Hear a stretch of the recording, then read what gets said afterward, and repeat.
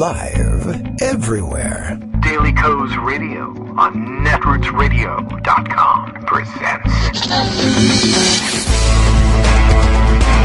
David Walton. Kagro in the Morning Show.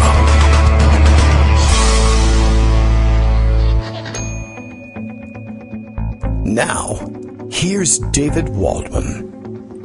Hey, good morning, everybody. How you doing? It is Friday, October 18th, 2019. 1819, good. All right, that works out well. Nothing more to that. It's not a numerology show. It's a news show. What are we going to do today? I don't know.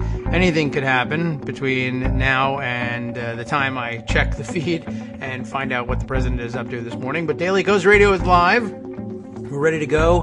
And Bill's ready for us to get going. It says that Daily Co's Radio is live now. Which of yesterday's 297 White House violations of the Constitution will Kagro X, me, David Waldman, tackle first? Hard to know. I know the suspense is killing me/him. I guess we're both dying at this point because of the suspense. Stay tuned, because here we go.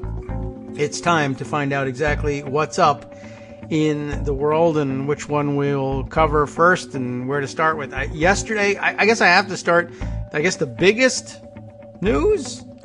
Who knows? I can't even judge anymore. I guess the biggest news yesterday was Mick Mulvaney confessing to the whole quid pro quo thing yesterday. And then I guess afterwards spent some time or sent people out to try to make the claim for him that he was walking things back. But I don't know why he called a press conference yesterday, but he spent a good deal of it confessing to various crimes.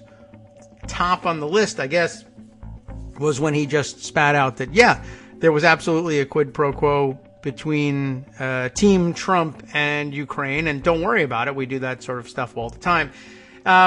It's not a brand new line. It was something that they've been auditioning for a little while, although a little more quietly. They had settled, it seems, for a little while on there was no quid pro quo, so, that's the end of the inquiry line. For whatever reason, Mulvaney just came out totally unprepared to, anti-logic his way out of having, what do? You stand there in the face of all the evidence and just say, these things that you see aren't really there. And there's no quid pro quo. None of the things that we offered up as quid and none of the things we were offered back as quo had any pro in between them. I don't know. That was the claim. And then he just totally blew it. And I guess eventually had to admit, the logic got the better of him. And he had to admit that there was a quid pro quo, but that it isn't a problem. This was something that was auditioned a little while back.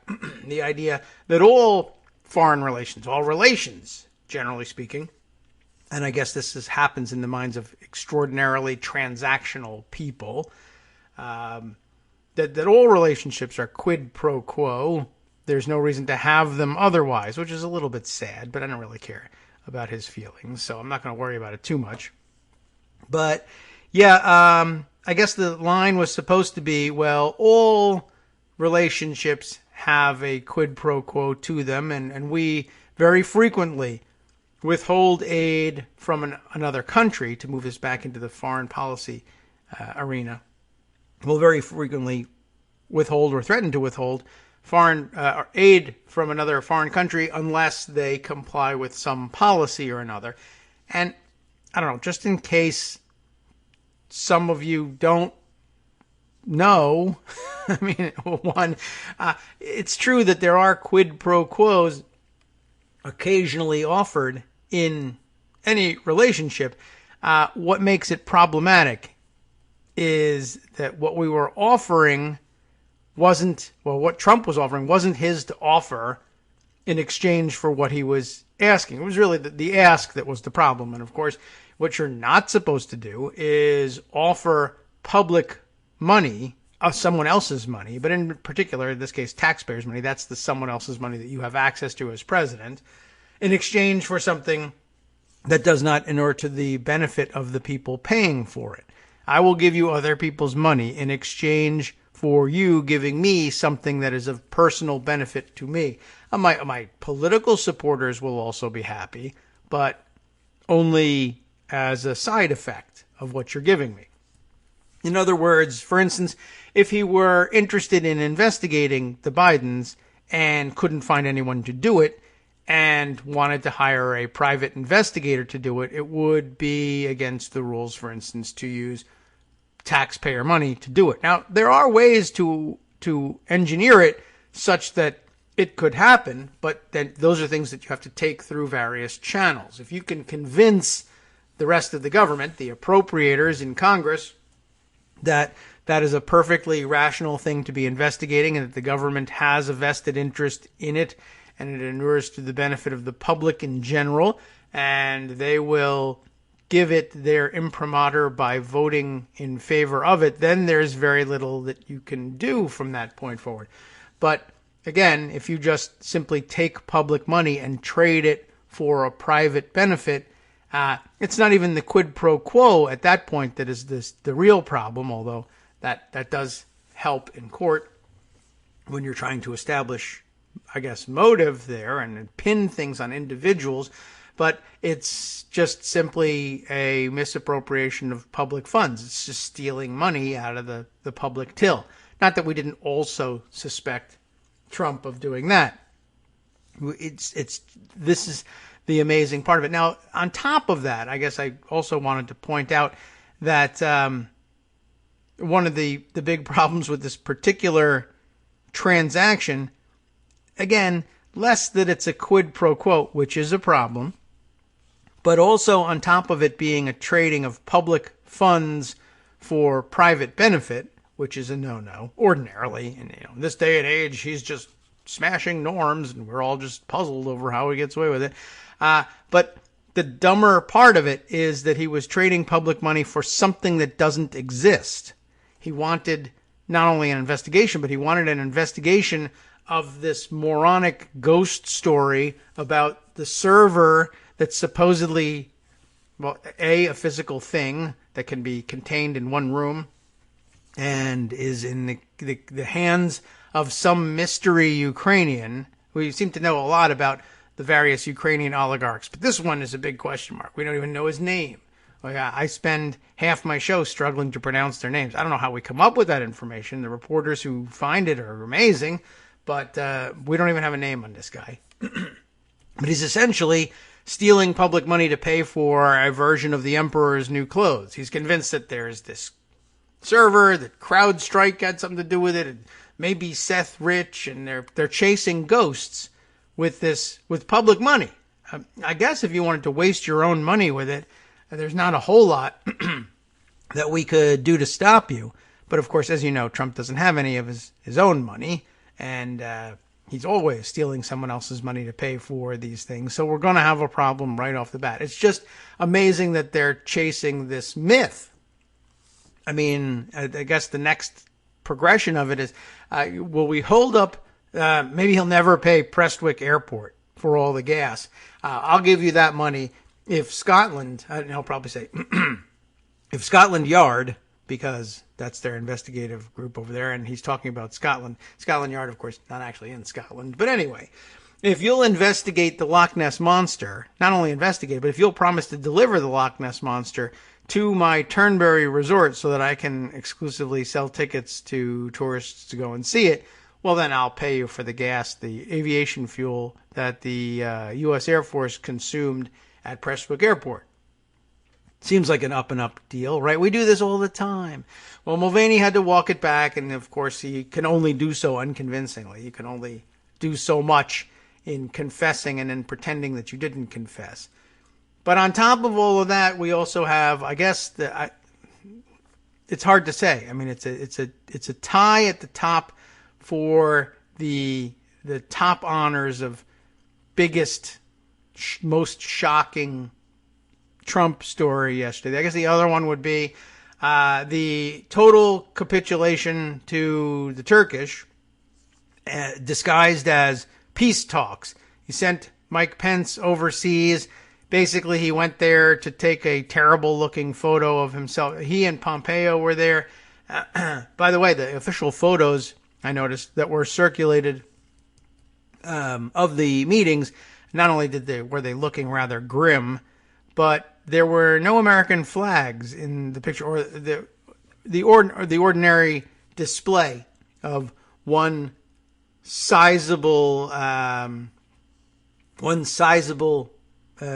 American flag and one sizable Turkish flag behind the two representatives, coordinated and all of that, is, it was all missing. It was all Turkish flags, except for it looked like they had a coffee cup on a table in between them with two of those little desk-sized flags. One of those was an American flag, and so thanks a lot for that one.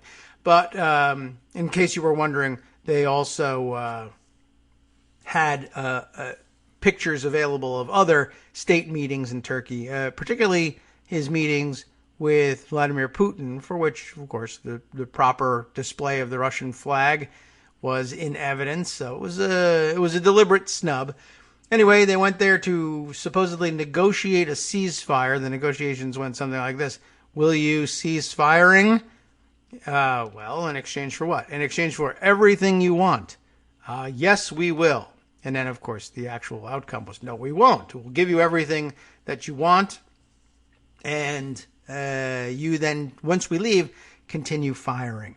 So, not even a very good ceasefire. We have that to work out. So, there's a lot to it. As a matter of fact, maybe just for some organized thoughts on that particular point, because it's a complex one, and made more complex by the fact that the moronic dotard Donald Trump spoke on the issue, and of course he always says the opposite of what's actually happening. This Mark Sumner put together an article that I've got from Daily Kos that I thought might help organize some of the various thoughts on this thing. Trump surrenders for the Kurds.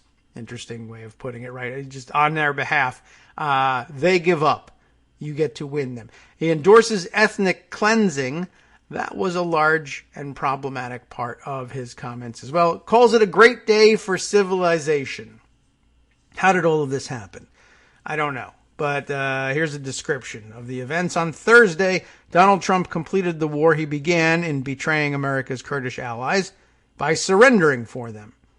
In a room where the only players were Turkish autocrat Recep Erdogan, and his first name, I guess, has that little almost J sound to it. Recep. I guess it's CH. Recep Erdogan.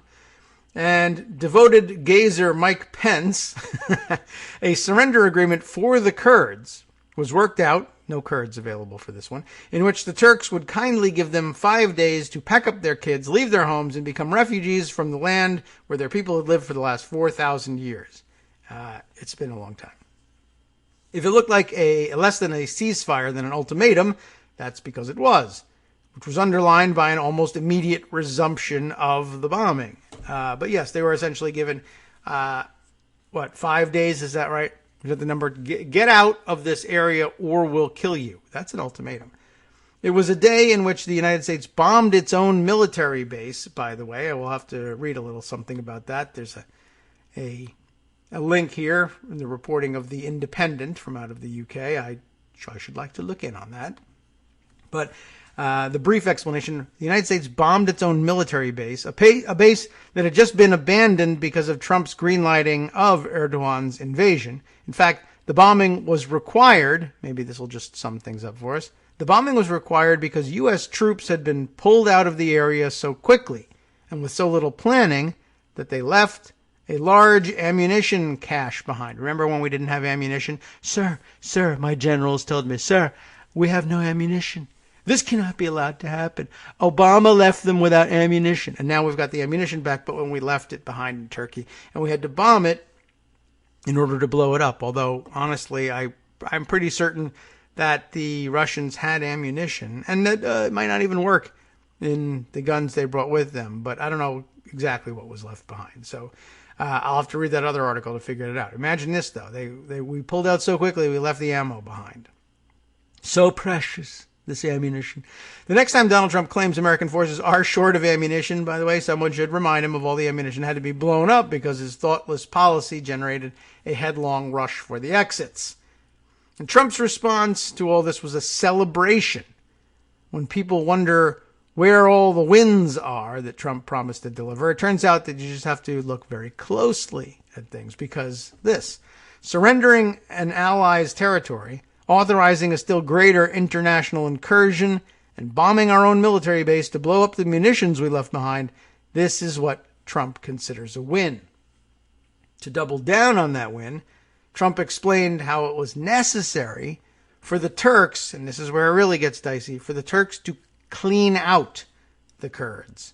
For many, many years, Turkey, in all fairness, they've had a legitimate problem, says Trump. They had terrorists. They had a lot of people in there they couldn't have.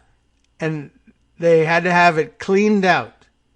In other words, of course, they need to clean out the people of this ethnicity from this area. Cleanse from this area, one might add. One might say, instead of clean out, cleanse the area of this particular ethnicity. It's the language of ethnic cleansing. It's not even a stretch. It's just a synonym. Well, Mark goes on to point out, in the 8 stages of genocide, I didn't even know there were stages of genocide, Trump has helped the Turks get past those problems with classification and dehumanization. The Kurds aren't the allies that helped America in Iraq and against ISIS. They're terrorists. Their homeland isn't the place where they live with their families. It's just an area Turkey deserves to clean out. And with that help, Turkey can resume stage 7, the one called extermination. Damn, what's 8? Anyway, I guess I could look it up. It's all linked here, the stages. I'm a little curious. Are you? I mean, what comes after extermination? I'm going to have to take a look. Denial. Okay. So that's working it into things. Denial gets included in everything these days. And it's a fun and adaptable stage that can be applied to almost anything you want. No, it can't. See? Huh? Just there we go. And I don't know whether that was an argument or just denial. I'm not sure. Anyway, if he hadn't done enough to trivialize a massive diplomatic, military, and humanitarian disaster, Trump went on to smirk about the whole thing at a Dallas rally. It was unconventional, what I did. I said, they're going to have to fight a little while. Sometimes you're going to have to let them fight a little while. I guess like Don and Junior and Eric, maybe. It's just like that, Kurds and Turks. Sure. Sometimes you got to let them fight. Like 2 kids. There you go. In a lot. You got to let them fight. Then you pull them apart. Trivialization isn't the step in the genocide scale, but then the scale was written before Trump. So maybe they need to add that in at some point. The Kurdish civilians slaughtered along roadways and left in heaps. The towns and cities that have been and are now and will be bombed into rubble. The human rights worker who was pulled from her car, raped, yes, true, and stoned to death. That's all just 2 kids fighting, exactly according to Trump's plan. I had heard about this, and then we didn't cover the story individually of this woman who was pulled from her car. And I did see those reports, and I don't know. It does occur to me as I'm reading it, just out of caution. I have no reason to believe that it didn't happen that way, but was that a witnessed thing, the rape? I mean, did people just stand there and watch that? I don't really know how that got reported. I guess there were probably bystanders who would be murdered if they tried to intervene, and I guess that's entirely possible. Although it's always wise to doubt briefly, take with a grain of salt battlefield accounts of what the vicious enemy has done. We have learned that lesson in the past. Anyway, but it's also fairly standard operating procedure for genocides, I would imagine. I don't know if it's necessarily a stage in there, but it certainly comes under the rubric of dehumanization anyway. All right, moving on here. What Trump, with the help of Pence and Mike Pompeo, achieved on Thursday, Mark tells us, wasn't a ceasefire. It certainly wasn't a victory. It was nothing less than a second, brighter, clearer, more public green light. If Trump could argue before that his private conversation with Erdogan didn't really mean waving a start flag for an invasion of Kurdish territory, Trump can't make that claim now. I'm sure he can. He'll just go ahead and do it. But, we'll all be able to tell that it's garbage. Anyway, because now it's official, now Trump hasn't just stepped aside, he's given his blessings. In fact, Trump bragged about how he was proud of the United States on the day it bombed its own base and surrendered by proxy for an ally.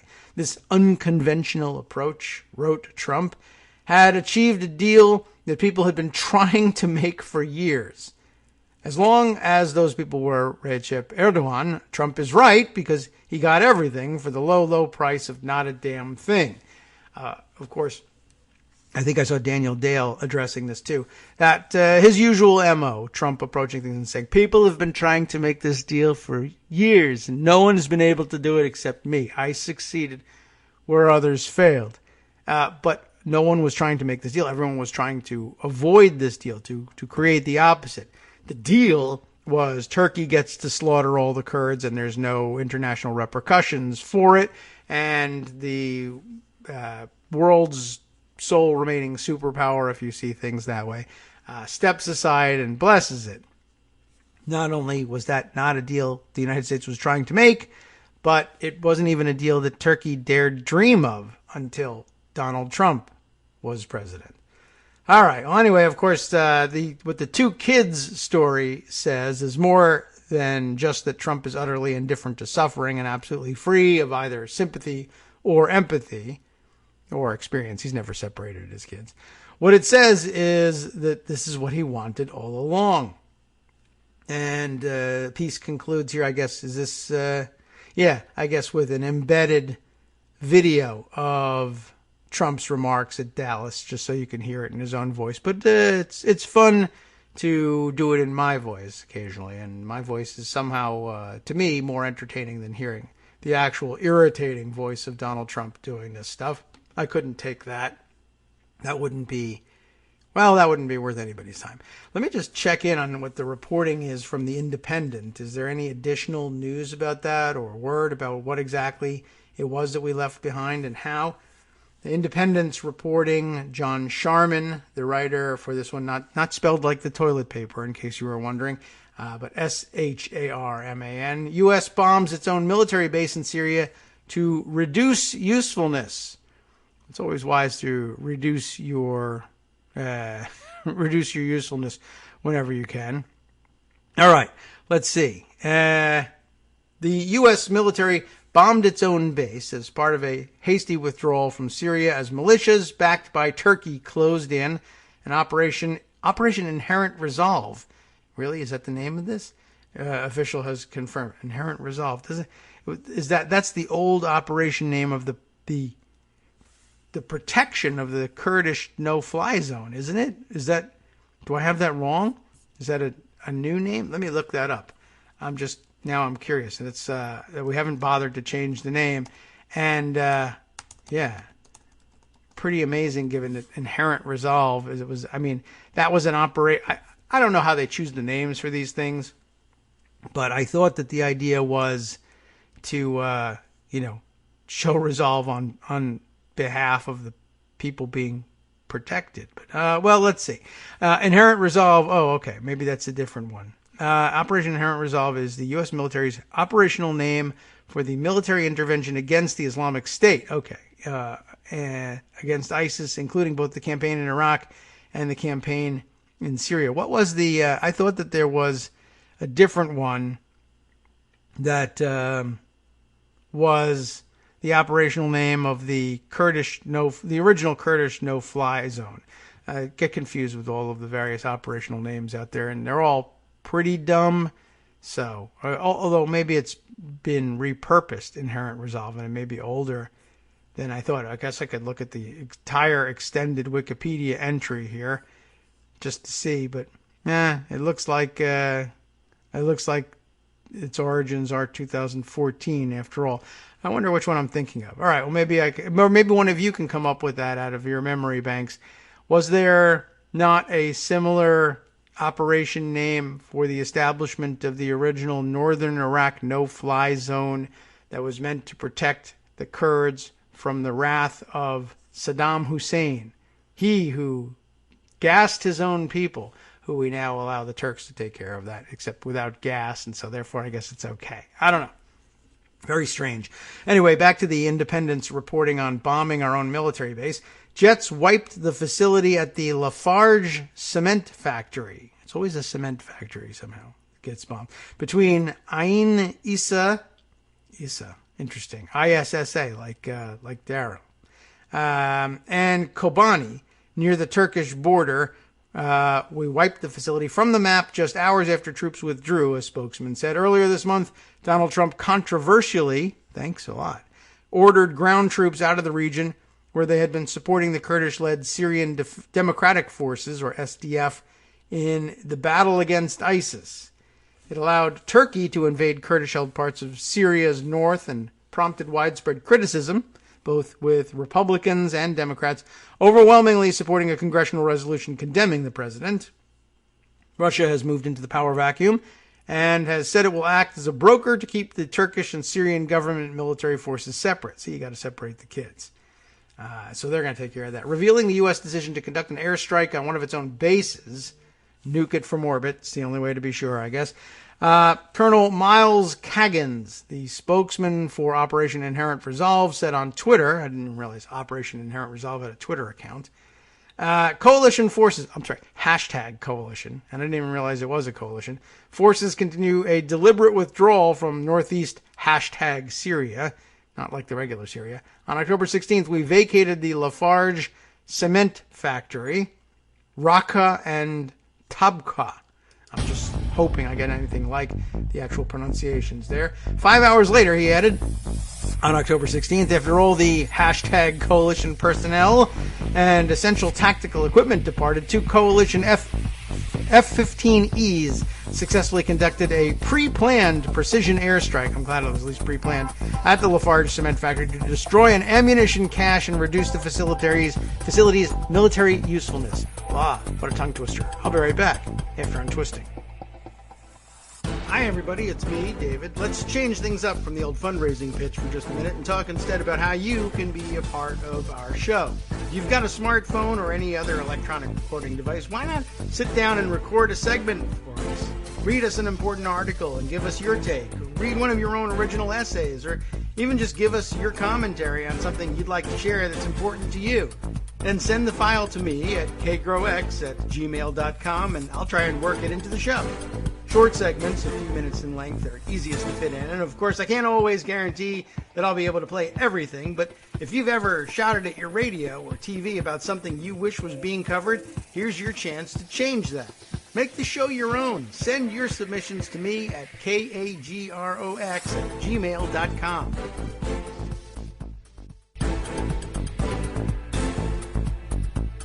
Welcome back now to the Kagro in the Morning Show here on Netroots Radio. Let's continue on. There's not that much more, I think, to the Independent report, but a few interesting nuggets. So we found out that in a pre-planned precision airstrike, which, by the way, I mean, if you're pre-planning it, how about pre-planning a precision removal of the ammunition? They could do that. Maybe they didn't have room for it on the truck. Logistics are a tough thing. And no one knows more about that, of course, than the armed forces. And so I'm glad to leave it to them to try and figure this stuff out. I can believe that there was no practicable way of removing the ammunition in time, and that the only wise thing to do was to go back and take it out. It's just a little bit embarrassing.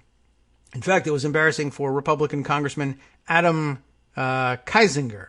Did I get that right? Never heard of that guy.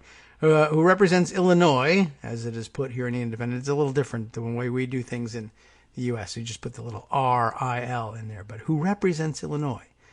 You know, it's as confusing to them as it must be for those of us reading things about, or in the English newspapers, about representation. And they have those most fantastical Hobbit-like names for the towns and constituencies that they represent. Anyway, Adam had this to say: "We bombed our own base on purpose because of the impulsive decision by Donald Trump," who he tags with his Twitter handle, which is always hilarious, "because Donald Trump didn't leave time to evacuate the right way. Is this the America you grew up believing in?" It probably isn't, and that was the point of all this. The strike came as Mr. Trump published a letter, that stupid letter we read about yesterday, that he had sent to Erdogan And on October 9th, I'll eliminate some of the superfluous information here, urging him not to invade. By the way, I don't think we got to this point yesterday, but apparently some reporting that the letter received, it was so poorly received. I mean, they received it, all of that part. The physical receipt of the letter went smoothly, let's say, as expected. But the let's say the emotional reception that it got was somewhat different. Apparently, we heard about him throwing it in the garbage, but apparently it was viewed as so dumb that maybe, just maybe, Erdogan made his decision to go ahead with the invasion after reading it and concluding that the United States president was too dumb to do anything about this, and was also greenlighting the situation to begin with. So really just an enormous amount of damage done to the United States by Donald Trump's lack of mental capacity. Just another illustration of this. Anyway, this extraordinary document, it's an interesting way of putting it, which Mr. Erdogan reportedly threw immediately into the bin, that would be the trash bin, alternatively cajoled and threatened. You remember it all. Let's work out a good deal. You don't want to be responsible for slaughtering thousands of people, and I don't want to be responsible for destroying the Turkish economy. And I will. There were some great comics circulated yesterday, too, repurposing old Captain America comics. Red Skull and Captain America locked in their combat, and except with the dialogue for Red Skull provided by this stupid letter. I hope you saw some of those things. History will look upon you favorably if you get this done the right and humane way. It will look upon you forever as the devil. This is amazing. If good things don't happen. Don't be a tough guy. Don't be a fool, he added. Mike Pence and Mike Pompeo, the U.S. Vice President and Secretary of State, we are helpfully reminded, were due to meet Erdogan in Ankara on Thursday. They did so in a bid to persuade him to back down. That, they got the answer they wanted in the press conference, but backing down was not to be had. So there's the news. Didn't really get too much more information about what was sitting at the base, but it's as clear as can be. We bombed our own base, and I think that's about the most embarrassing way that we could possibly have been asked to exit from. We weren't asked to exit. We were asked to stay, of course. But we made this exit in the most embarrassing possible way. Saigon plus loose nukes is how I was describing it. But okay, let's see. Moving on, or I guess finishing up here, Ricky tells us that what was heard in Canada about the murder that we had mentioned was that the woman killed was a Kurdish politician. I did hear that. And I guess her human rights advocacy had brought her into politics as well. I think she was the Secretary General of one of the Kurdish parties at that point. And she was pulled from the car and murdered. And that much I had heard, and I have seen that, pictorial evidence of it anyway. The question mark for me is exactly what happened in between, and I don't question that it happened. It's just I guess here's what I'm hearkening back to is one of the last times that we were called upon for sympathy above and beyond what we might ordinarily offer to an invaded and displaced people with respect to the same region. Anyway, in Iraq, basically, I'm thinking back to the invasion of Kuwait, way back when. And reminders for me are of the stories of, do you remember this? It's always the babies being ripped from incubators in neonatal intensive care units in hospitals in Kuwait City.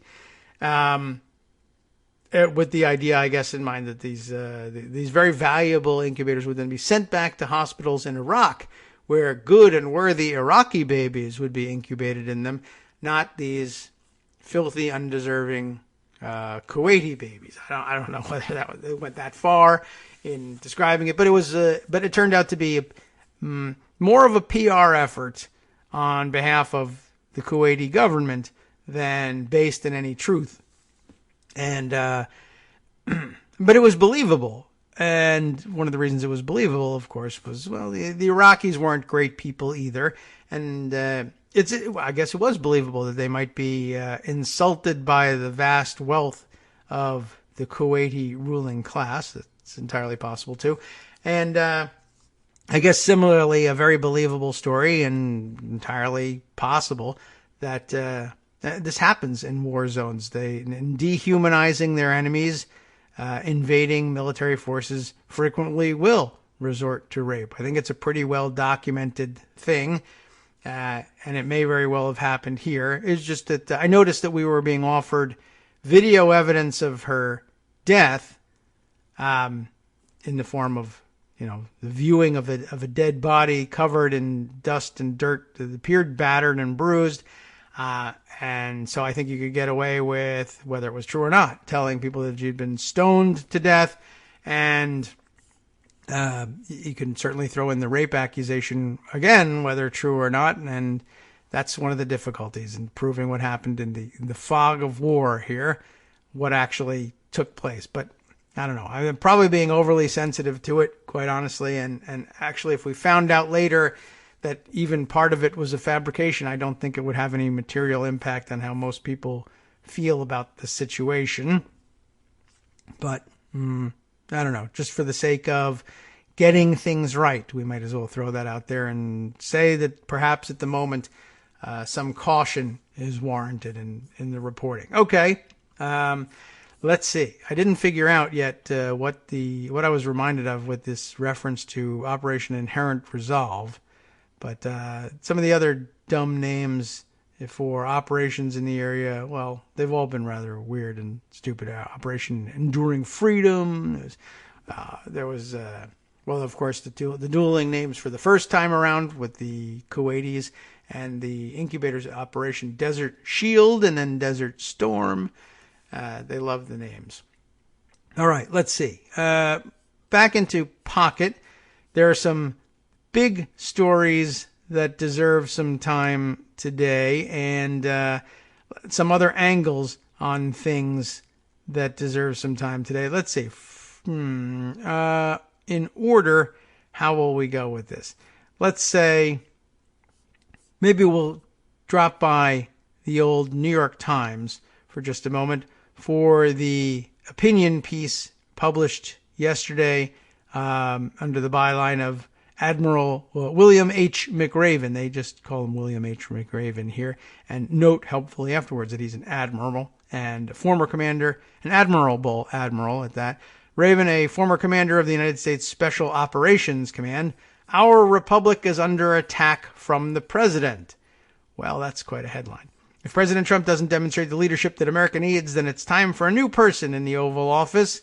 And rather extraordinary, really, from McRaven, especially in light of, for instance, Mattis has been ducking discussing the ins and outs of impeachment and whether or not Donald Trump deserves it by leaning on his military background and saying that he ought not to be commenting on domestic political matters as a former military man. But of course, more recently than anything, he occupied a civilian position inside the government, and we went through all sorts of trouble waiving time requirements in between military service and civilian political service in order for him to perform this task. And we really didn't get much out of that. And the idea that, well, once I was in the Army, for a long time, granted, but once I was in the military and I'm forever bound by that prohibition against my interference in domestic politics is just not a thing.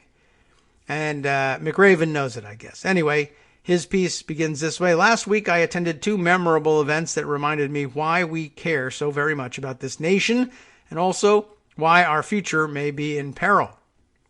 The first was a change of command ceremony for a storied Army unit in which one general officer passed authority to another. The second event was an annual gala for the Office of Strategic Services Society. Office of Strategic Services, the OSS, back from the old World War II days, pre-intelligence community CIA. Not pre-intelligence community CIA, but pre-intelligence community, CIA are the terms we use today. Anyway, the OSS Society recognizes past and present members of the intelligence and special operations community, where he comes from, for their heroism and sacrifice to the nation. What struck me was the stark contrast between the words and deeds heralded at those events and the words and deeds emanating from the White House. Well, there'll always be a stark difference from this White House. On the parade field at Fort Bragg, North Carolina, where tens of thousands of soldiers have marched, either preparing to go to war or returning from it, the two generals, highly decorated, impeccably dressed, clear-eyed and strong of character, how do you really feel, were humbled by the moment. They understood the awesome responsibility that the nation had placed on their shoulders. They understood that they had an obligation to serve their soldiers and their soldiers' families. They believed in the American values for which they had been fighting for the past 3 decades. I assume he's assuming that, but okay. They had faith that these values were worth sacrificing everything for, including, if necessary, their lives.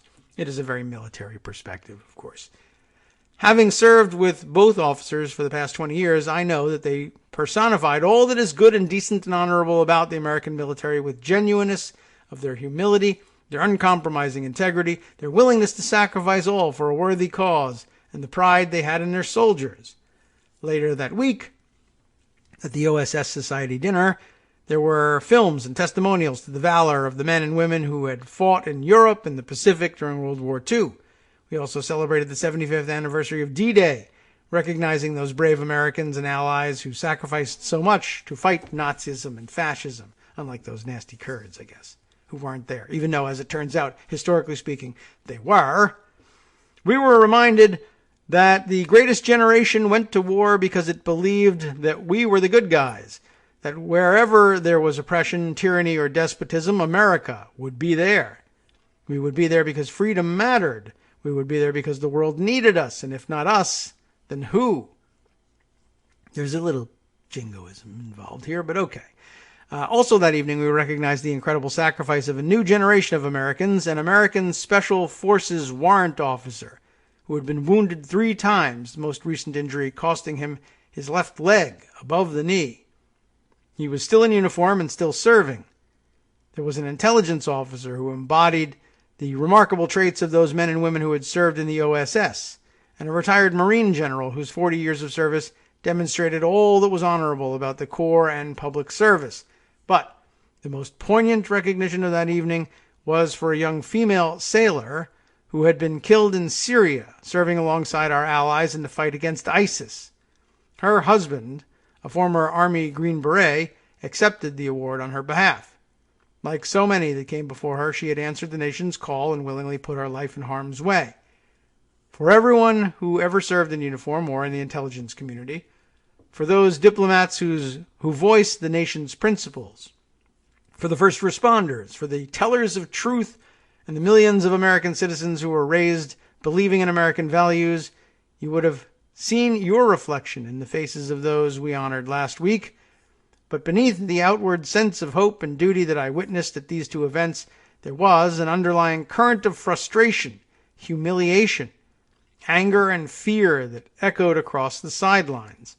The America that they believed in was under attack, not from without, but from within, which is sort of treason, I'll add, but he doesn't.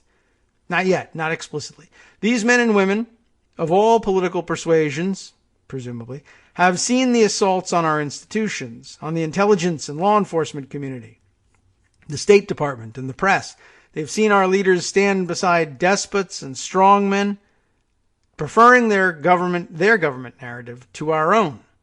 They have seen us abandon our allies and have heard the shouts of betrayal from the battlefield. As I stood on the parade field at Fort Bragg, one retired 4-star general grabbed my arm, shook me, and shouted, "I don't like the Democrats, but Trump is destroying the Republic." It's interesting that he felt he had to premise it that way, but that might even ring true. We didn't even hear about it. Tears streaming down his, as Trump says, tears streaming down his eyes. He said to me, sir, I don't like the Democrats. But it's entirely possible. And it wouldn't surprise me in the least if 4-star generals grab people's arms to declare that they don't like Democrats. But Trump is destroying the republic. That is also a bad thing, as it turns out. Mona Charen also, by the way, complaining about that today. Trump, there's a malignancy in the White House, and we have to do something about it. But you have to be so darn liberal about things. You know, maybe what that means is liberals actually are pretty patriotic and true to the American spirit, in contrast to what you have accused them of being for decades, and you have some work to do. But okay, for now, we'll do this work. The piece continues, those words echoed with me throughout the week.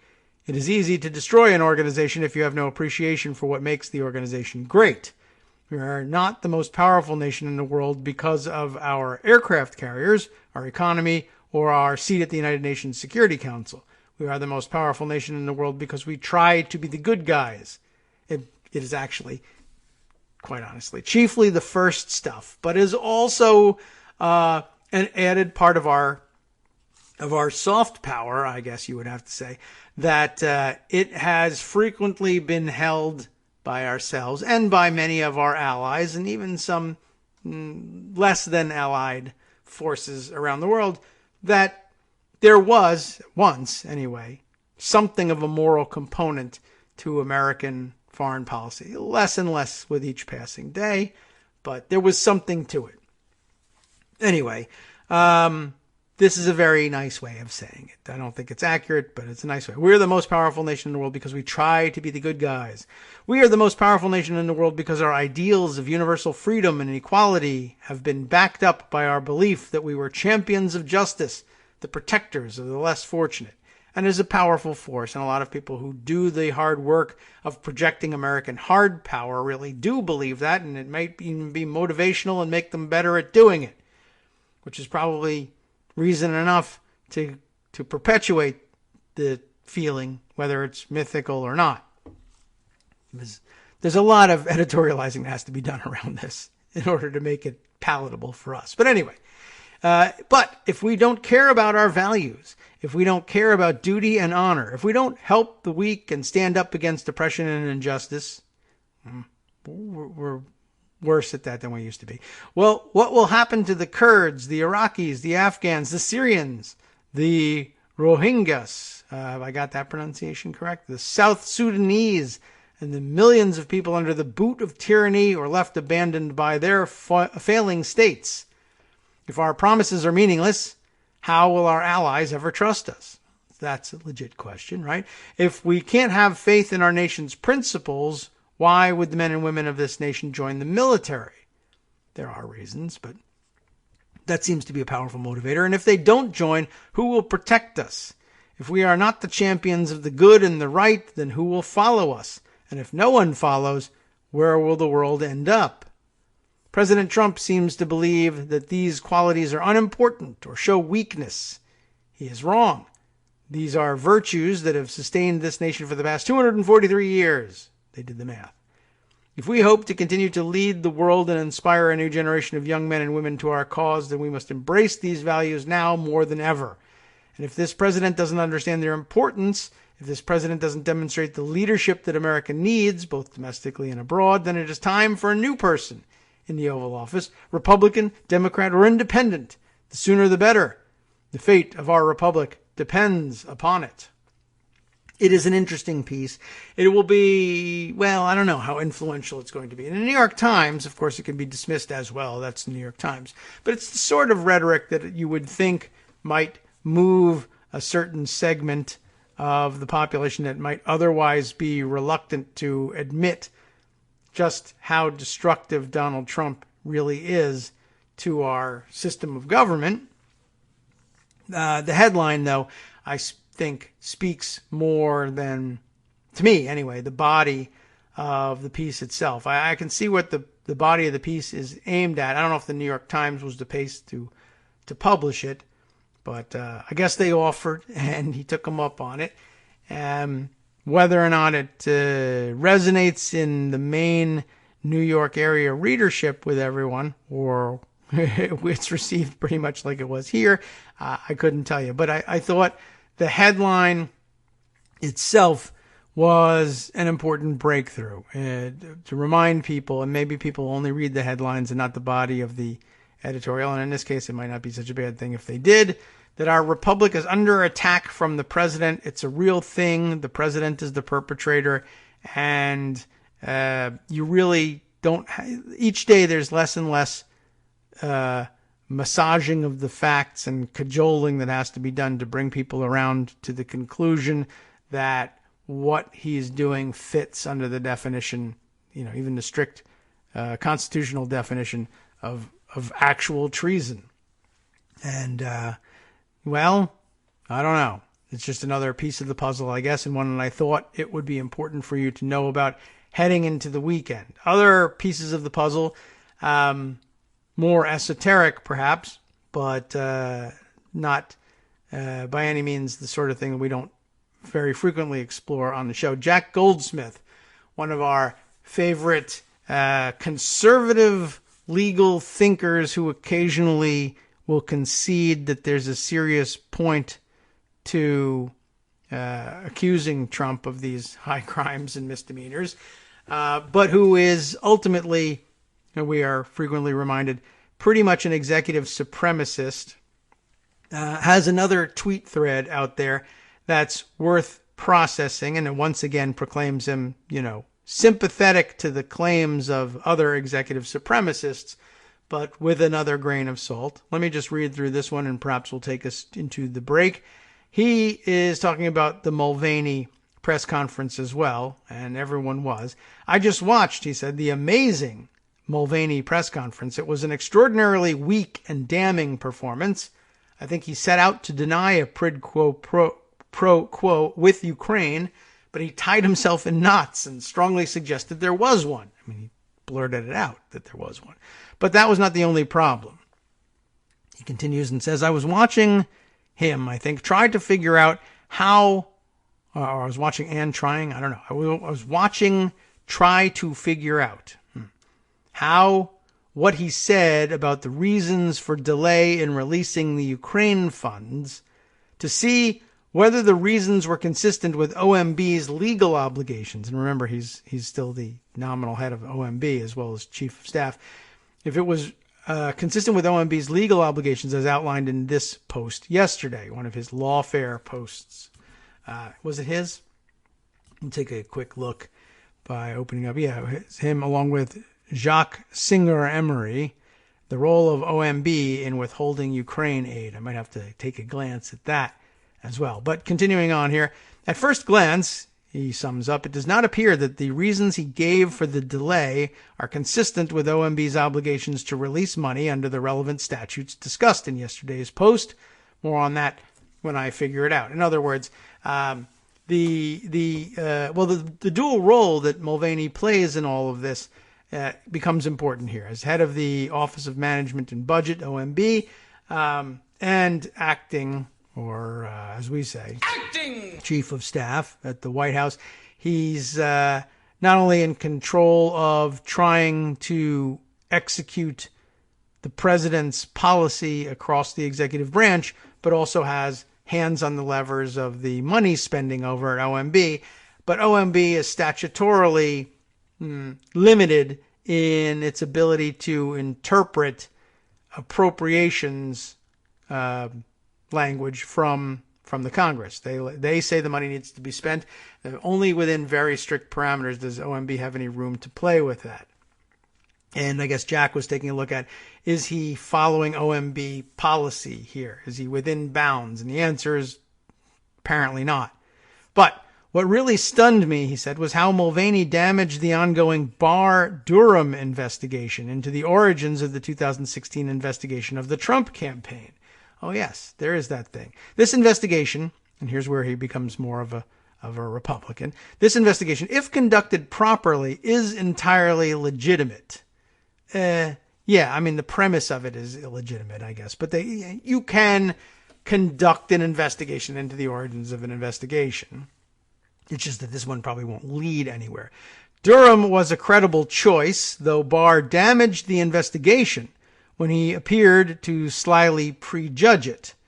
That's true, and he links to another of their pieces from Lawfare blog. The investigation's credibility was damaged much more by Trump's infamous call with the Ukrainian president, whom Trump encouraged to contact Barr.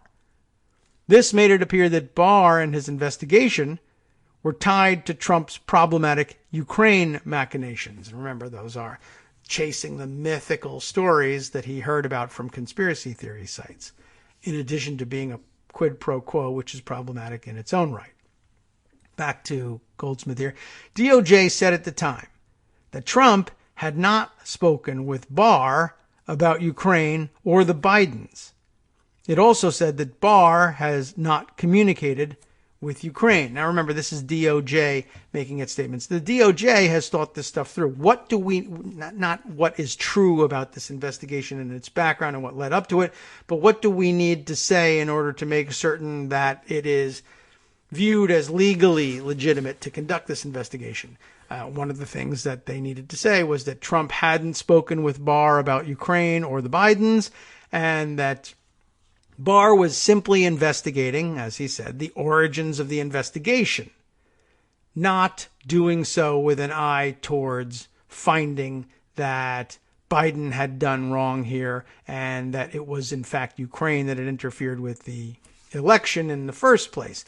That's conclusory, and it would be extraordinarily prejudicial for the Attorney General to go into this investigation with that in mind. He did, but he's not supposed to admit it. Anyway, Mulvaney, though, brought it up again today, saying there's an ongoing DOJ investigation into the 2016 election. So you're saying that the president cannot ask somebody to cooperate with an ongoing public investigation into wrongdoing. That was actually his position. We'll tell you why that's bad next.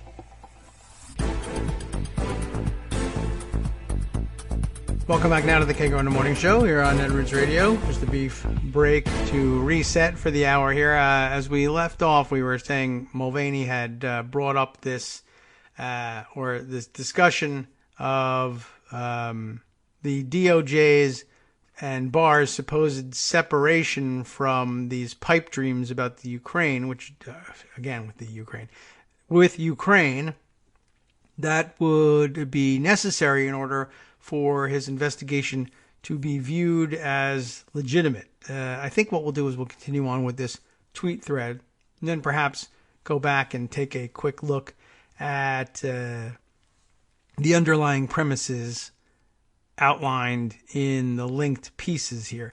Mulvaney brought it up again today. That would be yesterday. There's an ongoing DOJ investigation into the 2016 election. And his position, I guess, Mulvaney rather incredulously is stating that to oppose this quid pro quo, you would have to be standing in opposition to the idea that you could ask someone to cooperate with an ongoing public investigation into wrongdoing, which is rather disingenuous, to say the least. Two problems with this, Jack says. First, Barr has stated that he is not looking at Ukraine, or at least didn't initially start out in order to pin this on Ukraine. He had to do that in order for the investigation to be credible, right? Barr has stated he's not looking at Ukraine, probably because the Ukraine link has been entirely discredited. That's another reason not to say you're looking at Ukraine, as it makes you look foolish.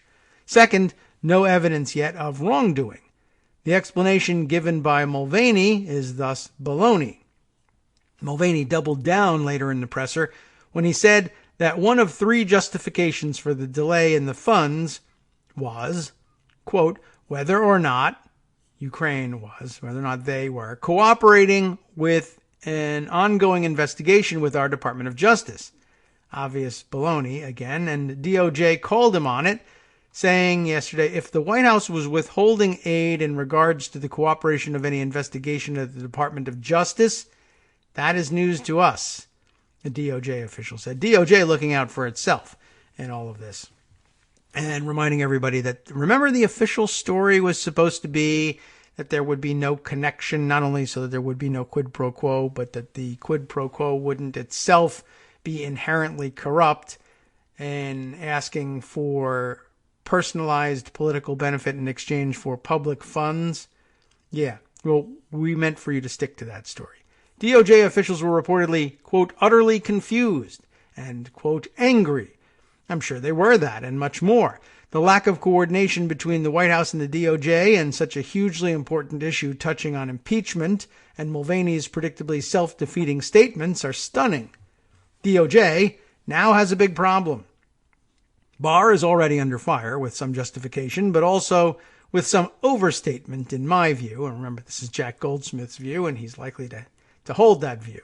For me, there's no overstatement here. In fact, it's understated that he's under fire. He should be impeached.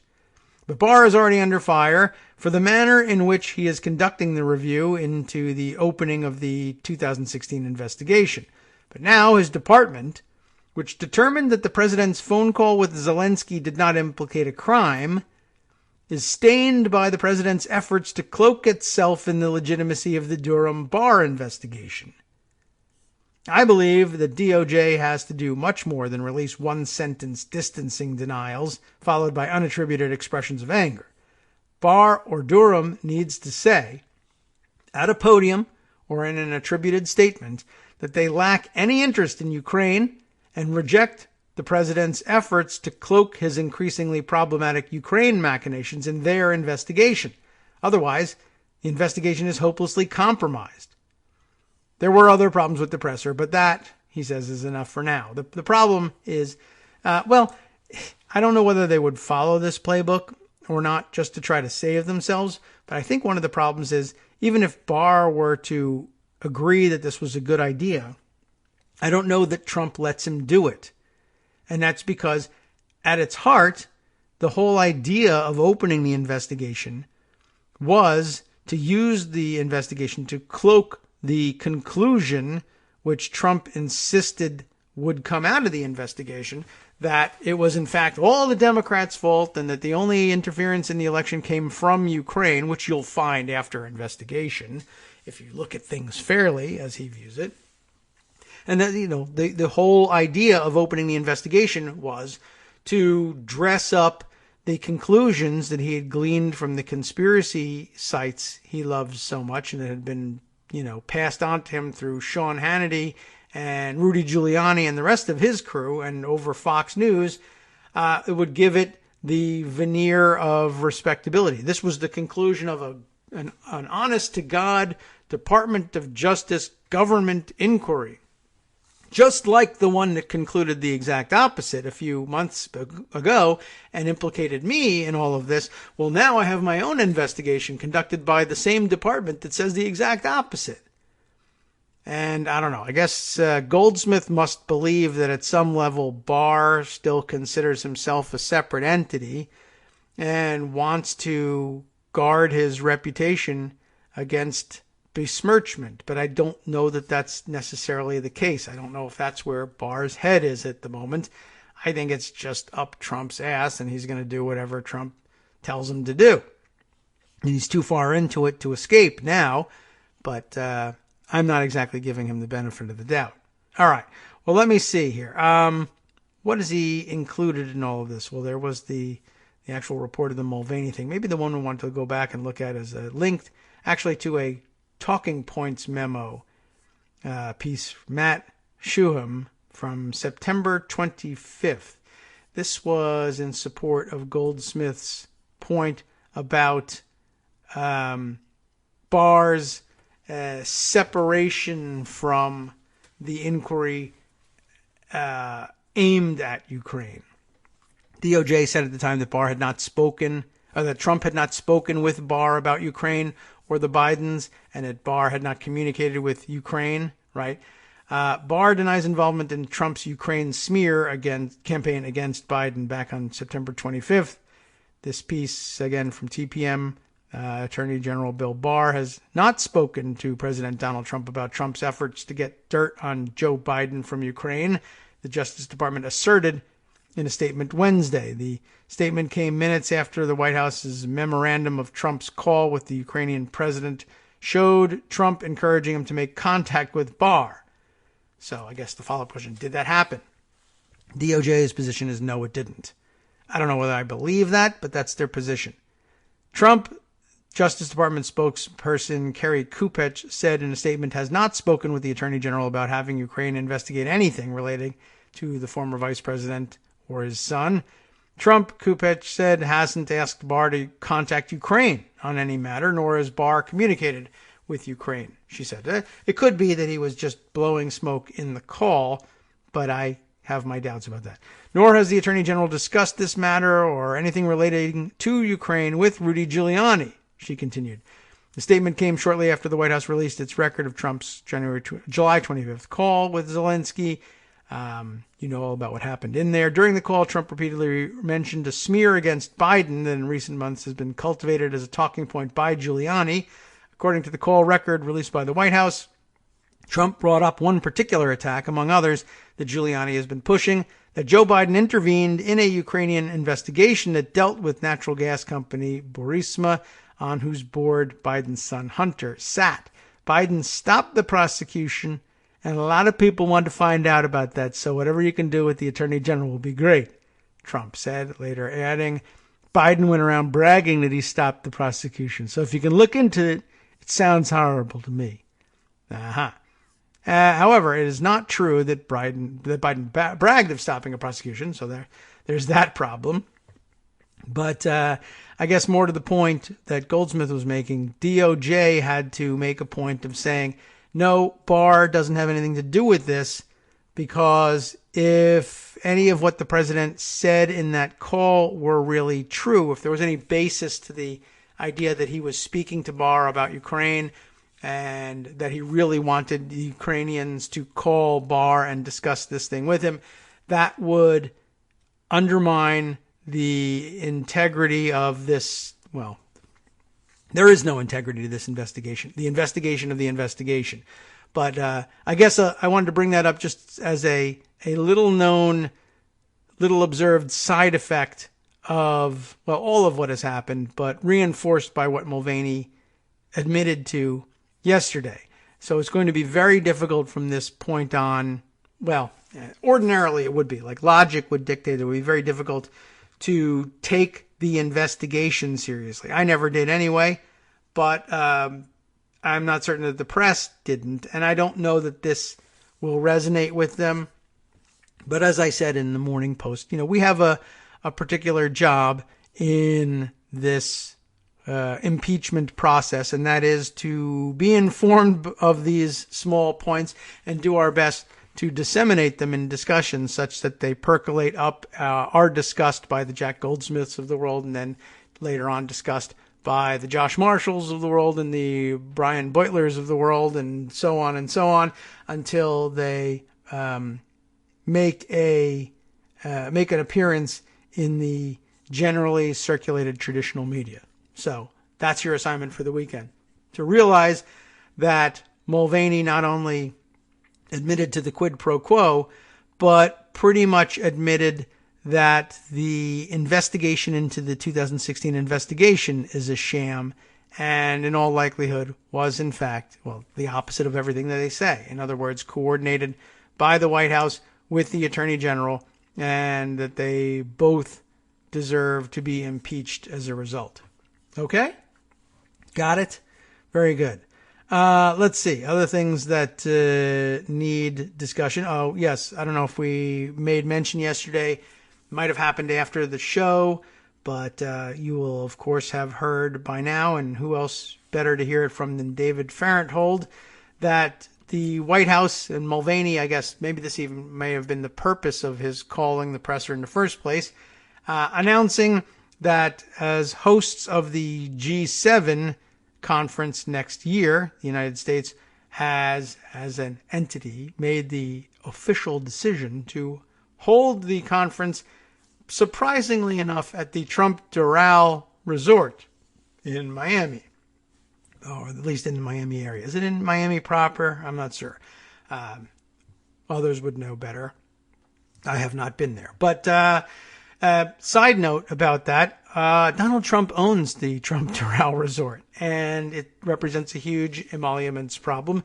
Not to mention, I guess it would be both domestic and foreign emoluments problem. I did see a few people, including I think Matt Iglesias out there, trying, I guess, to simplify the issue by saying, well, emoluments, that's such a confusing term.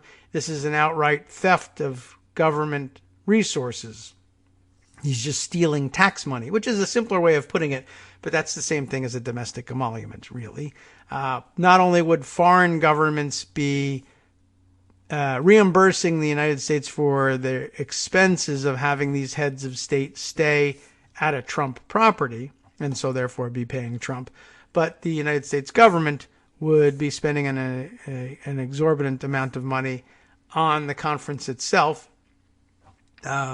and paying that directly into Trump's pockets via his kids, with whom he has no relationship and no interest in the business, et cetera, et cetera. You know, all the stupid firewall language that doesn't exist and doesn't work.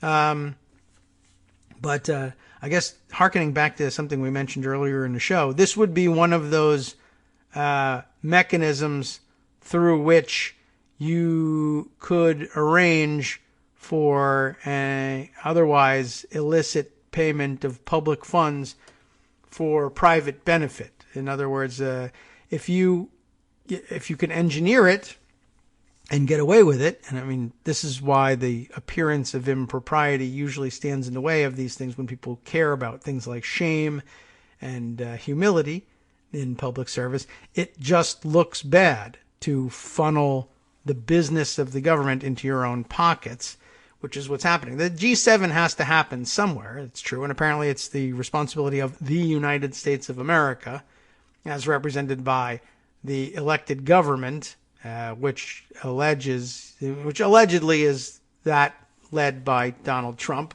We have various problems with concluding that with precision, but that's where we're left in the common parlance anyway, that Donald Trump purports to be president of the United States. And it's a decision that can be directed by him. And in other words, his administration, he can delegate the power, but ultimately he has the power delegated to him by virtue of his supposed election to choose the location of the G7 meeting. Normally we say, well, you know, the president, I guess, ultimately decides on this, but he gets to decide who does the searching and will generally approve of their conclusion. And there's usually very little reason to worry about this. I believe when the G7 was hosted in the United States under President Obama, the conference was held at Camp David, which seems like a natural choice and a fairly neutral one at that, besides which he doesn't own Camp David. When it was hosted here under President George W. Bush, it was hosted at Sea Island, Georgia, which, to my knowledge, there's no interest, no ownership interest for the Trump family in the resort.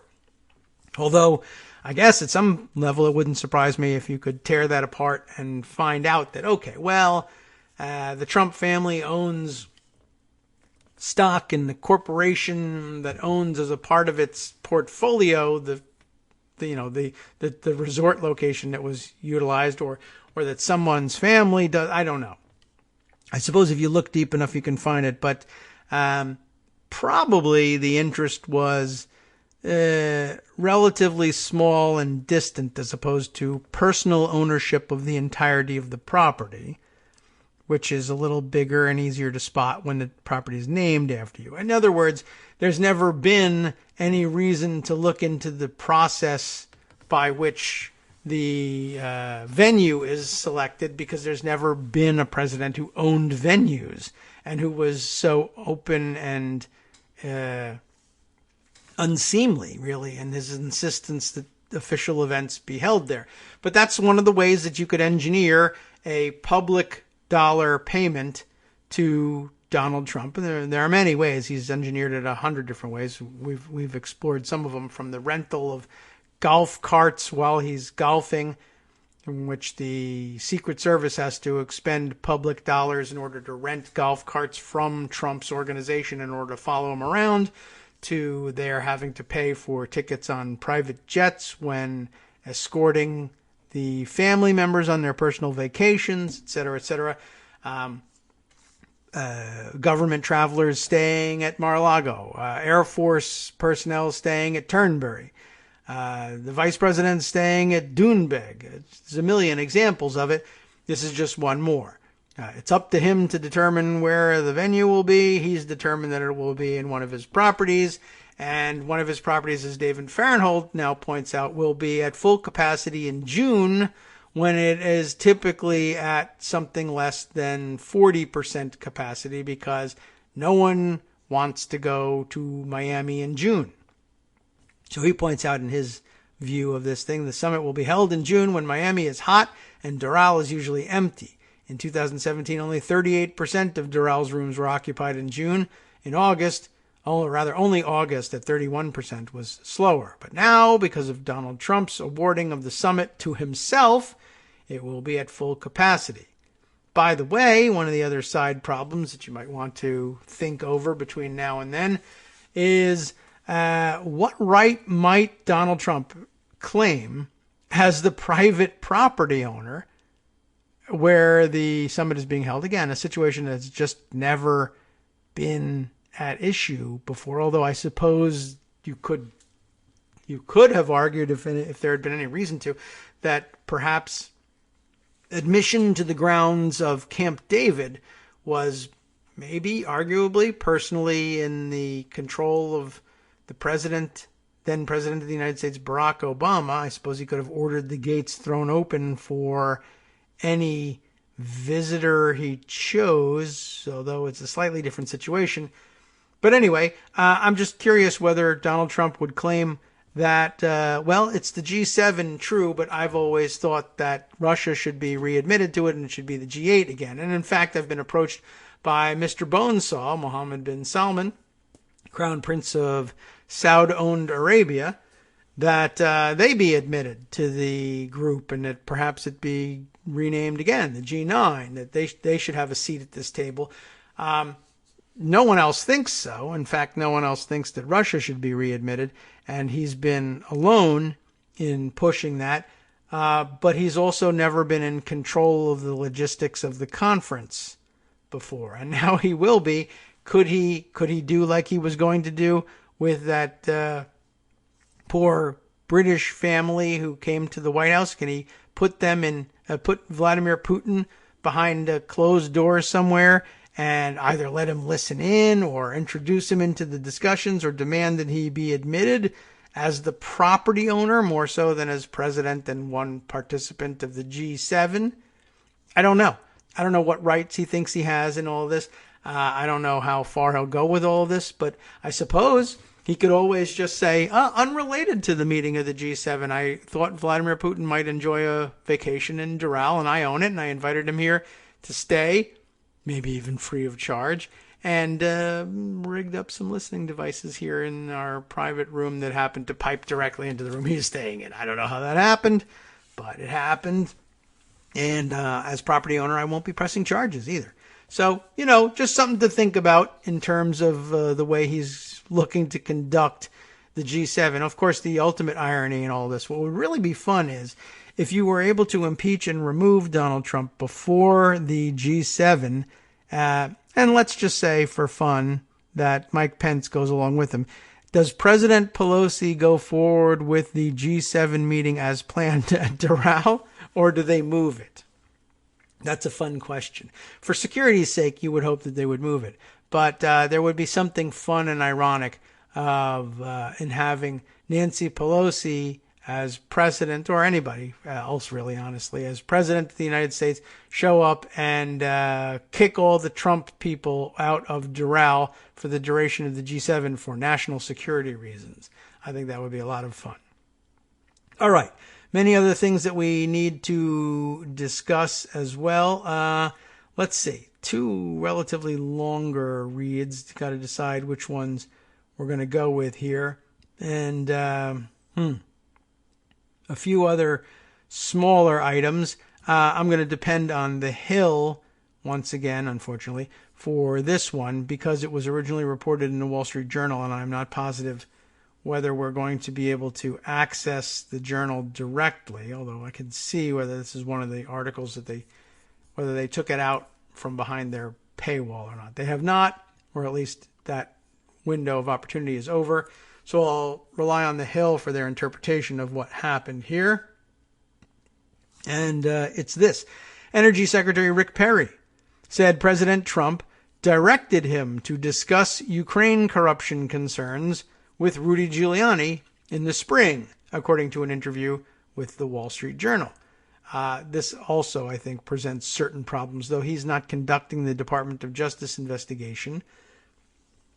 You might wonder how widely Trump circulated his conspiracy theory and to how many cabinet members and other, or at least cabinet members integral in the negotiations with Ukraine, with how many people did he share his understanding that these conspiracy theories were worth spending time on, and how many people did he direct to spend their time pursuing it? Well, Perry is at least one. Perry told the Wall Street Journal that he had reached out to Giuliani, the president's personal lawyer, to ask for help in arranging a meeting between Trump and his Ukrainian counterpart, Vladimir Zelensky. Why Perry couldn't take care of that on his own is a good question. The answer, of course, is that Trump runs his cabinet by telling members, Senate-confirmed members of the cabinet, that they need clearance from an unauthorized, non-governmental person, Rudy Giuliani, in order to get through. That Giuliani will be the gatekeeper to Trump. Your official duties won't count for anything with me unless you run them through this person who has no official duties. That's a very odd situation and takes you outside of normal channels, and we've been discussing that for some time now. How staying within normal channels, one, creates accountability, and therefore, two, legalizes your activities, or at least offers you some measure of legal protection if your activities and their propriety are questioned later on. Perry told the newspaper that he and other officials, including former Special Envoy to Ukraine Kurt Volker, had urged Trump to meet with Zelensky shortly after he took office, but Trump expressed reservations, citing the country's history of political corruption, somewhat legit, right? It really does have that history, and told Perry to visit with Rudy. Problem. Now we have a history of political corruption. Darn it. And as I recall the conversation, he said, this would be Perry speaking, look, the president, or Perry recalling Giuliani's discussion, I guess, Giuliani's expression of what was going on. Look, the president is really concerned that there are people in Ukraine that tried to beat him during this presidential election, which really shouldn't be a concern because apparently it didn't work.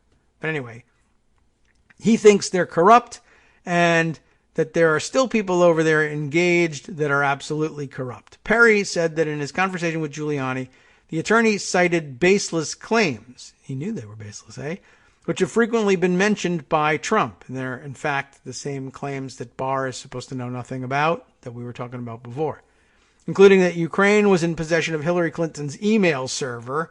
That's a different one entirely. Sometimes the claim is that they're in possession of the DNC's server, and sometimes that they're in possession of Hillary Clinton's email server, neither of which is true, or even, frankly, physically possible, if I understand correctly. But okay.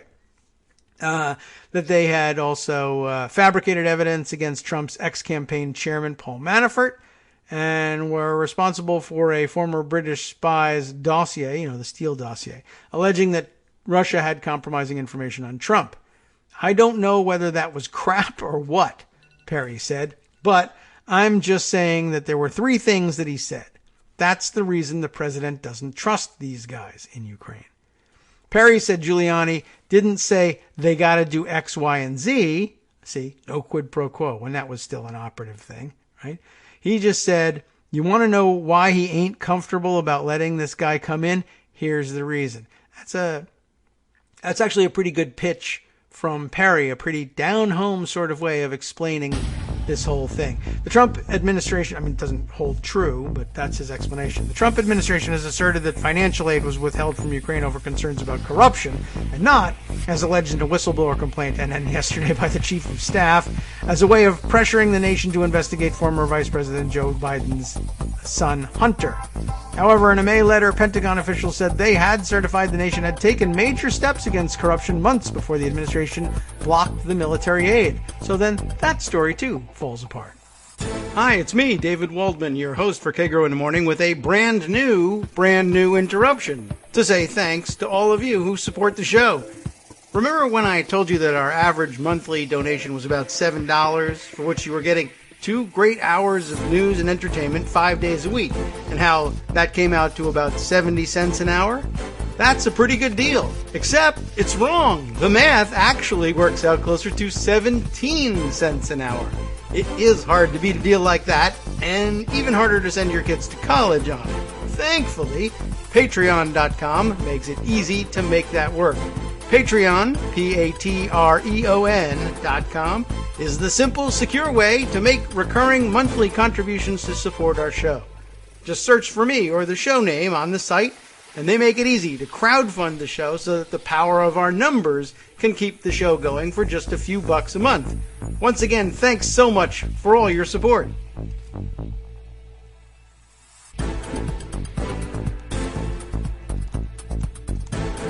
Welcome back down to the Kagro in the Morning Show here on Netroots Radio. All right, let's see. Just checking in. Is everything going okay, by the way? I need to check in on whether or not everything is streaming as it should. Word from Justice is everything appears to be going as planned here on our side. I guess I should have tried talking through the break to see whether any of that leaked through, but so far so good. I think we have all our engineering in order once again. All right. I'm going to drop out of the Perry story there. I think we got the gist of that.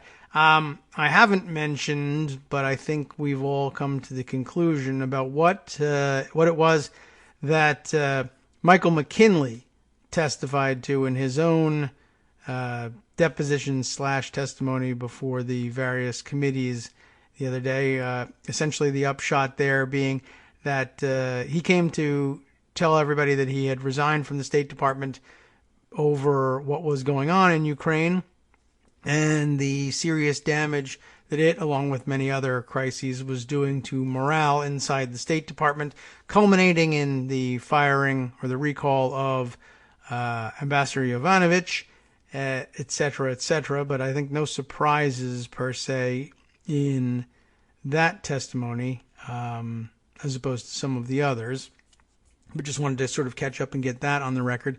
In our last segment here, I've got 2 possible directions to go, and not quite sure which one to go with. There's a weird story. I'll share both headlines with you, and then we'll make a fateful decision on which direction we're going to go. Maybe well, I've got from the Daily Beast. Are they both from the Daily Beast? No. Politico and Daily Beast both have entries that I think are of some interest heading into the weekend.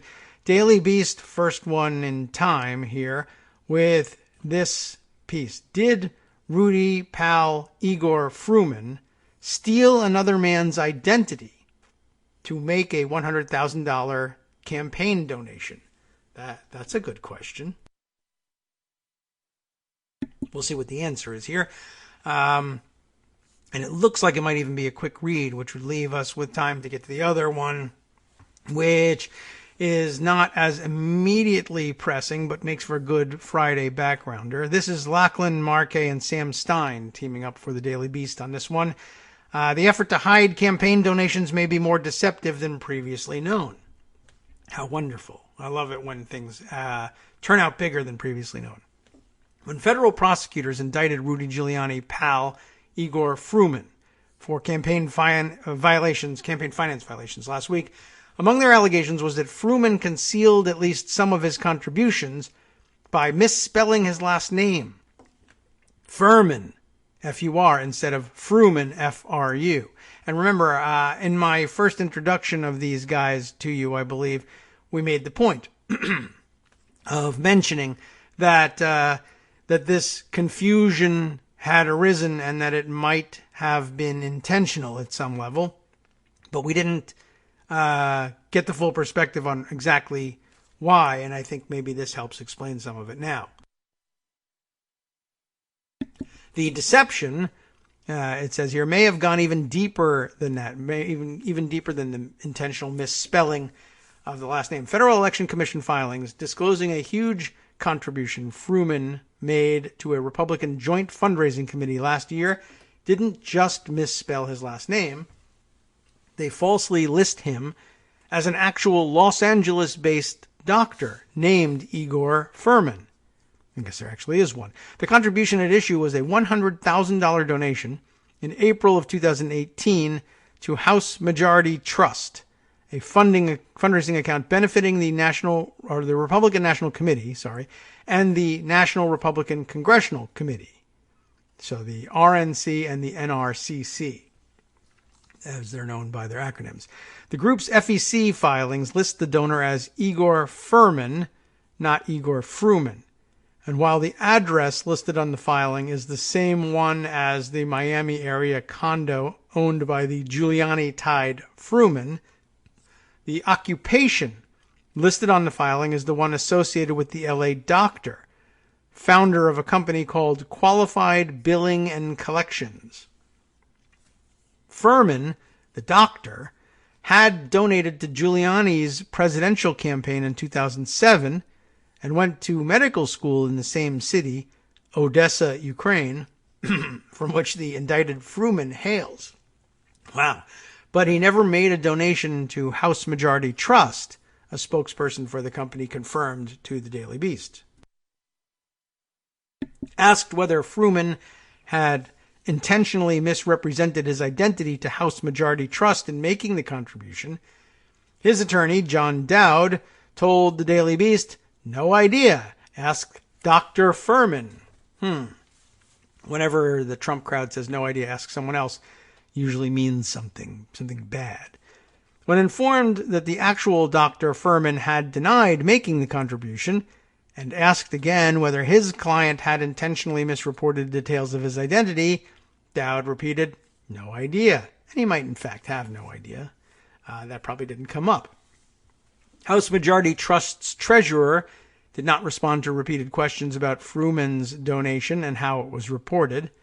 What might otherwise be a simple paperwork error or an innocuous case of mistaken identity is uniquely relevant and potentially problematic after prosecutors accused Fruman last week of deliberately obscuring his identity in reporting personal information accompanying his large political contributions. It is illegal under federal law to knowingly and willfully make a political contribution in the name of another person, in particular as part of an effort to evade campaign contribution limits. The indictment issued in Fruman's case highlighted one of his 2018 donations and noted the contribution and several other significant contributions made at and around the same time was made in the name of Igor Furman, not Igor Fruman, the defendant. Prosecutors alleged that the mistakes were not typos or innocent misstatements of fact, but rather part of an effort to conceal the source of the funds and to evade federal reporting requirements. FEC forms list the misspelled version of Fruman's name in other high-dollar contributions, including a pair of $50,000 contributions to another joint fundraising committee called Protect the House. But unlike his House Majority Trust contribution, those list his employer as Import-Export Corp., Fruman's Odessa-based business. The Furman, who founded Qualified Billing and Collections, made just one other federal contribution in the years since he donated to Giuliani. In 2014, he gave $1,000 to the House campaign of California Republican Alan Carr. In February of this year, Trump tapped Carr to be the State Department's special envoy for monitoring and combating anti-Semitism. Interesting, and I don't know whether there's any relation to Furman, Fruman, and all of that, but I guess not, because it's Furman, not the Fruman that sometimes disguises himself as Furman. But interesting. But anyway, I just thought we would add that actually not clarifying, but perhaps confusing detail.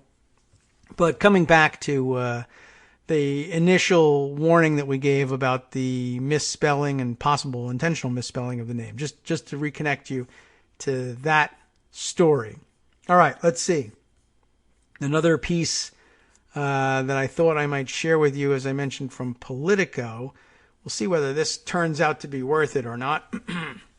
But it's one of those long reads that might make for a good Friday piece. Politico magazine exploring the long, strange partnership of Donald Trump and Rudy Giuliani, going back to their days together in New York. For decades, the two ambitious New Yorkers have found ways to use each other's celebrity to stoke their own. Michael Cruz, their reporter on this one. Long before he was Donald Trump's personal attorney and devoted defender, Rudy Giuliani wasn't exactly a fan. Another one of these people who have switched positions, I guess. The first time, actually, he invoked Trump's name in a high-profile, high-stakes setting, Giuliani was the prosecutor in a public corruption case. It seems like he may have had some early experience with Trump's weird connections to corruption, if not direct connections to corruption. The setting was the federal courthouse in New Haven, Connecticut in 1986. Giuliani was the top gun from the Southern District of New York, and the main defendant, accused of taking kickbacks from companies for whom he helped score contracts with the city's Parking Violations Bureau, was Stanley Friedman, a former deputy mayor, the Democratic Party chair in the Bronx, and a lobbyist who the year before had netted nearly $1 million. Back when that was something, right? Now people net millions of dollars for fake juice machines, so it's not as big of a deal. But interestingly, I guess probably worth pointing out, although he almost assuredly was corrupt, he, as many people were back in the day, but notably Republican prosecutor and under a Republican administration going after prominent Democrats in their New York stronghold. Of course, that's where the corruption often happens, in the strongholds. So, but good cover, right? It was plausible. He typically sported a goatee, pinstriped suits with striped pin suits. What would that even be? I have no idea what that would be. Pinstriped suits with a pocket square and glasses with his initials in rhinestones. Is that right? He spent his days on the phone, chain-chomping cigars, a human hub of old-style favor trading. A bribe broker, Giuliani called him, a force to be reckoned with. His own attorney would grant in his memoir. Oh, okay. So the force to be reckoned with here is Friedman, according to his attorney's memoir, right? And the perch from which Friedman presided was his office at the law firm of one of his closest associates. Ready for some dramatic music? Roy Cohn. Yes, that's right. And of course, one of his most prominent clients, and we are talking, I guess, not about Cohn here, but about Friedman. One of his most prominent clients was Cohn's most noted mentee, Donald Trump. Now, Trump wasn't on trial, but Giuliani didn't do his reputation any favors. Giuliani sketched for the jury what he called this cesspool of corruption. From the early days, he knew that where there was a cesspool of corruption, Donald Trump might be involved. This tale of plunder, this story of the buying and selling of public office, knitting the men together, Giuliani cast Trump as a preeminent beneficiary of Friedman's expansive, crooked clout. During the latter part of time that you were deputy mayor, Giuliani posed, referring to Friedman's official capacity in the late 1970s, in the administration of Trump family friend Mayor Abe Beame, you had meetings with Roy Cohn and you talked about joining his law firm. Isn't that correct? Friedman concurred. When you leave government, if you are ever interested in coming with my firm, let's talk, he said. Cohen had told him, part of an exchange inside a comparatively tiny portion of the 10-week trial that was mentioned briefly by the late investigative journalists Jack Newfield and Wayne Barrett in their 1988 book called City for Sale, and then explored more deeply by Graham Cates of CBS News in the run-up to the election of 2016. We didn't hear very much about that one. Let me open that up because it's actually linked here. Reporter's Notebook, Trump and Giuliani, a New York story. Graham Cates, October 18th, 2016. How fascinating is that? What's today's date? October 18th, 2019. 3 years to the day since this was published, and we're only just now catching up with it, thanks to the folks at Politico. I feel bad about that, but that's one of the fun discoveries that we get to share with you on a Friday. So where were we? Isn't it a fact that in your last week to 10 days in office, you signed for the very profitable deals with one of Roy Cohen's major clients, Donald Trump, multi-million-dollar deals? Giuliani continued, alluding to the unprecedentedly extravagant tax break the barely 30-year-old developer had received to turn the old Commodore Hotel into the sleek Grand Hyatt that opened in 1980 and launched Trump's career in Manhattan. What I did, Friedman responded, in a stroke of evasive doublespeak, was effectuating and concluding and consummating a 5-year or 3-year experience of Donald Trump with the city government. That is sort of an evasive non-answer, but essentially wouldn't surprise anybody that Trump got his start in Manhattan development by befriending political fixers. I mean, you would almost have to in order to build in Manhattan, I think. That's probably a fair statement, if an unfair truth about New York, at least back in the day, and probably, honestly, still now. Now, going on 33 years later, Giuliani's relationship to Trump is radically different. Giuliani and Trump stand shoulder to shoulder, sort of, slumped over, but okay, in the midst of the spiraling Ukraine scandal. As many struggle to explain Giuliani's willingness to serve without pay as the president's personal attorney and shadow foreign policy attaché, the two often are characterized as old friends and allies. My friend for a long time, in the words of Trump, according to Jay Sekulow, another of his attorneys. It's not quite that simple, though, say the New York politicos, former Giuliani aides, former Trump employees, and biographers of both men I spoke to this week. It is, in fact, more revealing than that.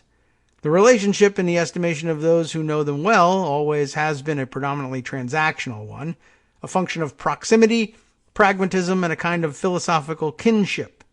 Starting in the 1980s, they weren't friends as much as self-created characters on the same bustling, spotlit, tabloid-stoked stage. Ferociously and transparently ambitious players in New York's nexus of money, publicity, and power. A lot of nexuses here. They crossed paths at the never-ending parade of fates for peddlers of influence and bold-faced names. We're getting very literary here in our florid in our language, of which they were two of the boldest, both of them vengeful and constitutionally untrusting, indefatigable and resolutely unapologetic, ideologically malleable but politically driven. They boasted showman sensibilities and a willingness to co-opt each other's fame as their careers rose and fell. A little too florid here, if you don't mind my saying so. Each retained a residue of outer borough resentment. Giuliani, born in Brooklyn and raised in Long Island. Trump, a product of a leafy, wealthy enclave past the last subway stop in Queens. They both seemed to see publicity as a sort of sustenance. They both had a taste for black and white, law and order rhetoric. They both wanted to be president. They attended each other's third weddings. That's an interesting one. Very fun. But the intertwining of their fates began back in the somewhat adversarial context of that New Haven courtroom. Giuliani was 42. Trump was 40. The two of them were young, brash, and just getting started. That's not that young. And Giuliani pressed forward on what Friedman had done for Trump at the tail end of 1977, the strings he pulled in this swirl of spoils, another look backward at corruption 5 and 10 years after the fact, not unlike what they're doing now in Ukraine. Okay, well, it continues. And at the time, you knew that Donald Trump was a client of Roy Cohen? Yes, I did. Less than 2 weeks later, Friedman was found guilty on all counts. The trial heralded the end of an era of municipal malfeasance, and the moralistic crusading Giuliani crowed.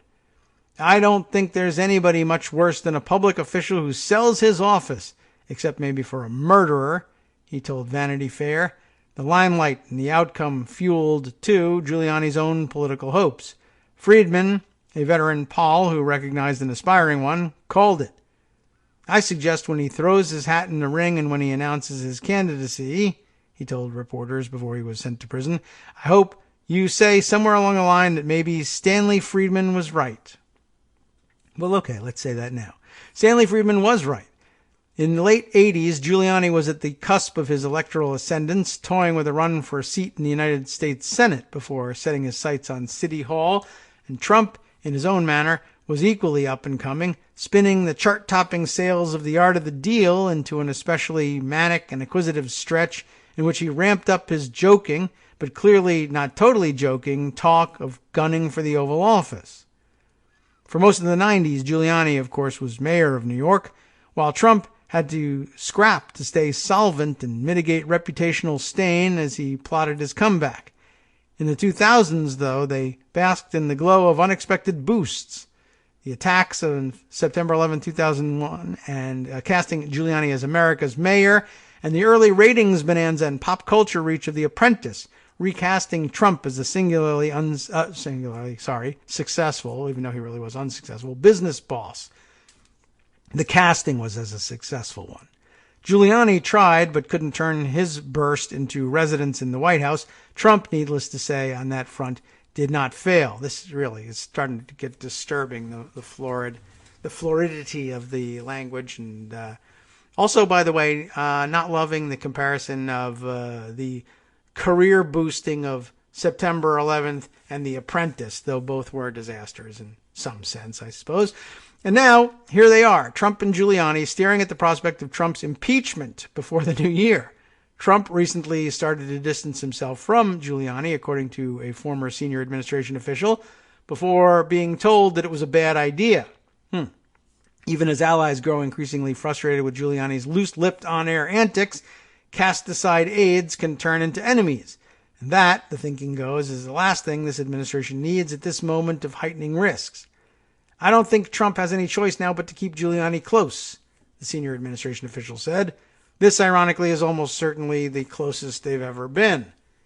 It's fair to wonder why the workaholic Giuliani, and alcoholic, by the way, didn't follow up on Trump's part of the coalition of corruption he laid out in court. He did, sort of. In early 1988, Giuliani, as he eyed his shift from prosecutor to politician, his right-hand man visited Trump at Trump Tower. Tony Lombardi, a federal agent who worked directly for Giuliani, then still in the top spot at the Southern District of New York, opened a quiet, informal investigation into a potentially fraudulent sale of a Trump Tower duplex to Robert Hopkins, the burly, mob-tied head of New York's biggest gambling ring, according to the reporting of Wayne Barrett, who wrote about this in the Village Voice in October of 1993 and again in the New York Daily News in September of 2016. Wasn't even the only gambling ring in Trump Tower, by the way. The transaction had included a briefcase stuffed with $200,000 in cash and a loan from a New Jersey bank that had done business with Trump's casinos. A Trump limo delivered the money to the bank. Trump himself had attended the closing, and Hopkins' mortgage broker, seeking leniency on an unrelated charge, was saying Trump had participated in money laundering and was willing to wear a wire to help. But Lombardi, who subsequently, albeit fleetingly, became friendly with Trump and who died in 2015, talked twice with Trump, decided Trump had answered all my questions and closed the probe before it even got a case number. This, Barrett suggested in The Voice, may have helped create a political alliance. Giuliani didn't respond to my request for comment, and neither did the White House. It's noted here. The following year, Trump gave $3,000 to Giuliani in his bid to become mayor, even co-chairing a fundraiser at the Waldorf Astoria. He also, though, gave $2,250 to Giuliani's opponent, David Dinkins, the Democrat who went on to win. More than anything, it seemed, Trump simply wanted somebody to knock off his uppermost nemesis, three-term Mayor Ed Koch. Furthermore, and aside from any whiff of impropriety, doling out dollars to politicians and would-be politicians was just what Trump did. It's what a lot of people did, that's true. For Dinkins, for Giuliani, for anybody and practically everybody. Giving money to Giuliani, par for the course. It would have been unusual if he hadn't. I don't remember him having a stronger relationship with Giuliani. Former Trump Organization executive Louise Sunshine, is that real? Louise Sunshine told me. Donald Trump had a relationship with every politician. That was always his political philosophy. Support everybody. Added Jack O'Donnell, a former Trump casino executive, because you're going to be asking whoever it is for favors. Trump, he's a player. Giuliani's a player. And you never know when he'll become important to you. Longtime New York Democratic consultant and former Koch aide George Arzdt explained. Is that right? A-R-Z-T. This was the Roy Cohn technique to try to get close to powerful people. And for Rudy Giuliani, he's got to get his money somewhere. Trump, in fact, had started talking about giving money to Giuliani as early as 1987. If Rudy decides to run for public office, I hold Rudy in very high esteem, and I would love to be helpful to Rudy, he said to the Washington Post at the time. Rudy is a man who has tremendous talents. Giuliani declared himself flattered, but were they close? Close, Arzdt said. In politics you don't have to be close. You just have to know the person. And they knew each other. Broadly speaking, they were part of the same crowd. The people, the personalities, really, who tended to show up the most in the gossip pages in the Daily News and Newsday and the New York Post and New York Magazine. Characters of a type. Trump biographer Michael D'Antonio said. Tabloid icons, Giuliani biographer Andrew Kurtzman said. Rudy Giuliani, George Steinbrenner, Donald Trump, and Al Sharpton and Ed Koch. They were in a very tight club, and there was probably a mutual admiration among them as well as competition. They worked the media impeccably, all of them, and they were in a club, going back to the 1980s. In 1988, for example, Giuliani and Trump were dubbed by New York, the magazine, as two of the 20 most important New Yorkers. They gathered for a gala at the Cloud Club atop the Chrysler Building with some of the rest of the picks and a diverse crowd of VIPs, including Koch, Senator Daniel Patrick Moynihan, Rupert Murdoch, Malcolm Forbes, Arianna Huffington, and Gay Talese, whose name does not ring a bell for me, but, I'm not that much of a society person. In the issues of the magazine featuring the accounting of this top 20, author Peter Maas wrote about Giuliani, and gossip columnist Liz Smith wrote about Trump. I can't resist a man who calls me Honey Bun, Smith said in a cheeky contrarian take. Contrarian indeed. Ending with a prediction. I figure that someday I'll hear that when I'm standing in the White House receiving line. Meanwhile, Maas rapped with this. As a general rule, said Giuliani, anybody in a sensitive public post who has been the subject of endless allegations of malfeasance ought to step down forthwith. Well, that's not holding. In 1993, Giuliani beat Dinkins in a rematch. No thanks, though, to Trump, who had given $5,500 to Dinkins' re-election effort and nothing to Giuliani. In 1994, though, after Giuliani took over, Trump ponied up $5,000, and in subsequent years he chipped in an additional $2,700. For much of Giuliani's two-term helm, though, his relationship with Trump, such as it was pretty much meh. So not much to it. He was not a fixture in the orbit. He was not somebody that, you had to do things for, a former Giuliani aide told me. He just wasn't part of the everyday. He just wasn't. He wasn't disliked. He was someone you'd see at events from time to time, and the mayor would always go over and say hi to him and stuff. But these guys weren't out drinking and having dinner and buddying around. Trump, of course, didn't drink, allegedly. There was never a lot of love for Donald Trump. He was one of those characters in that pantheon of New York figures who was inevitably going to be around, but I can't recall anybody ever raising, oh my God, Donald Trump's central to our victory, said Republican consultant Rick Wilson, who's one of the more vociferous Trump critics now, but was on Giuliani's staff back then. Trump, Wilson said, was the kind of guy you'd have a couple of parking passes to. wasn't like, hey, we got to take care of Donald. Very interesting. I'm going to break off at this point. There's considerably more to it, including their encounters together on Saturday Night Live, which are weird. They won't provide that much clarity to the wrongdoing ongoing right now, but it's interesting background and something to think about during the weekend. And perhaps by Monday we'll be able to mine something useful and dirty and damning out of it. In the meantime, the rest of the dirty and damning details will come from Justice Putnam and the West Coast Cookbook and Speakeasy coming up next right here. So stay tuned for stories like this one. Iraq war veteran and U.S. Senator Tammy Duckworth objected to Trump's deal with Erdogan by exclaiming, "We have abandoned our allies." Everybody has the florid rhetoric going on today. There's much more, of course. Moscow Mitch in the news, leading the Senate vote against overriding Trump's veto for his border wall From emergency Daily Coos declaration. Radio on netrootsradio.com. You have been listening to the Kagro in the Morning Show. With David Waldman. How about this? Martin Luther King's daughter testified the disinformation that Facebook allows now helped assassinate her father. And the U.S. Border Patrol is considering facial recognition software for border agent body cams. That sounds like a bad idea. Vladimir Putin back in the news as well. You'll collect more information on him by staying tuned. Next.